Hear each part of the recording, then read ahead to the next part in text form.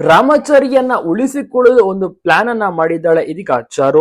So ಏನು ಅಂದ್ರೆ ರಾಮಾಚಾರಿ ಇದೀಗ ಸದ್ಯಕ್ಕೆ ಆಸ್ಪತ್ರೆಯಲ್ಲಿ ಇದ್ದಾನೆ, ಪ್ರಜ್ಞೆ ಕೂಡ ಇಲ್ಲ. ಪಾಪ ಚಾರು ಹೇಗವನ್ನ ಮಾಡಿ ಒಳಗಡೆ ಬರ್ತಾಳೆ, ಅನ್ನೋ ಮಾಸ್ಕ್ ಹಾಕೊಂಡಾಗಿರ್ಬೋದು, ನರ್ಸ್ ರೀತಿ ಒಳಗಡೆ ಬಂದು ರಾಮಾಚಾರಿಯನ್ನ ಎಬ್ಸೋಕೆ ಪ್ರಯತ್ನ ಪಡ್ತಾಳೆ. ಆದ್ರೆ ರಾಮಾಚಾರಿ ಎದ್ದೇಳ್ತಿಲ್ಲ, ಯಾಕಂದ್ರೆ ಆತನಿಗೆ ಪ್ರಜ್ಞೆ ಇಲ್ಲ, ಕಂಪ್ಲೀಟ್ ಆಗಿ ರೌಡಿಗಳು ಕೂಡ ಹೊಡೆದ್ಬಿಟ್ಟಿದ್ದಾರಲ್ಲ.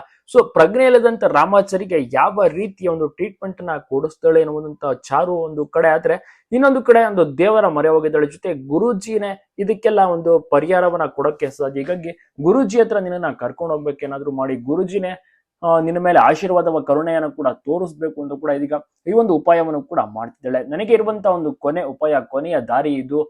ನನಗೆ ಒಂದು ದೇವರಾಗಿ ಬರುವಂತ ಒಂದು ಗುರುಜಿನೇ ನಿನ್ನ ಕಾಪಾಡೋಕೆ ಸಾಧ್ಯ. ಇದೊಂದು ದಾರಿ ನಾನೊಂದು ಕಂಡುಕೊಂಡಿದ್ದೀನಿ, ನೋಡೋಣ ಏನಾಗುತ್ತೆ ಅಂತ ರಾಮಾಚಾರಿನ ಉಳಿಸ್ಕೊಳ್ಳೋಕೆ ಈ ರೀತಿಯ ಒಂದು ಪ್ರಯತ್ನವನ್ನ ಪಡ್ತಾ ಇದ್ದಾಳೆ ಚಾರು. ನಿಮ್ಗೇನ ಅನ್ಸುತ್ತೆ? ರಾಮಾಚಾರಿಗೆ ಪ್ರಜ್ಞೆ ಬರುತ್ತಾ? ರಾಮಾಚಾರಿ ಇದರಿಂದ ಬಚಾವ್ ಆಗ್ತಾನ? ರಾಮಾಚಾರಿ ಎದುರು ಹೇಳ್ತಾನ? ಕಮೆಂಟ್ ಮಾಡಿ ನಿಮ್ಮ ಒಂದು ಅನಿಸಿಕೆಯನ್ನ ತಪ್ಪದೆ ತಿಳಿಸಿ. ಚಾರು ಅಂತೂ ಬಹಳಷ್ಟು ರೀತಿಯಲ್ಲಿ ಪ್ರಯತ್ನ ಪಟ್ಲು. ಆಸ್ಪತ್ರೆಯಲ್ಲಿ ಇದ್ದಾನೆ ಅಂತ ಗೊತ್ತಾದ ತಕ್ಷಣ ಚಾರು ಓಡೋಡಿ ಬರ್ತಾಳೆ, ಆದ್ರೆ ಒಳಗಡೆ ಬಿಡ್ತಾ ಇರೋದಿಲ್ಲ. ಯಾಕಂದ್ರೆ ಕೈದಿ ಬೇರೆ ಅಂತ ರಾಮಾಚಾರಿನ ಪೊಲೀಸರು ಎಲ್ಲರೂ ಕೂಡ ಪೊಲೀಸ್ ಬಿಗಿ ಬಂದೋಬಸ್ತ್ ಇರುತ್ತಲ್ಲ, ಹೇಗೋ ಏನೋ ಮಾಡಿ ಒಳಗಡೆ ಒಂದು ವೇಷವನ್ನ ಮರೆಸಿಕೊಂಡು ಬಹಳಷ್ಟು ರೀತಿಯಲ್ಲಿ ಚಾರು ಎಂಟ್ರಿ ಕೊಡ್ತಾಳೆ.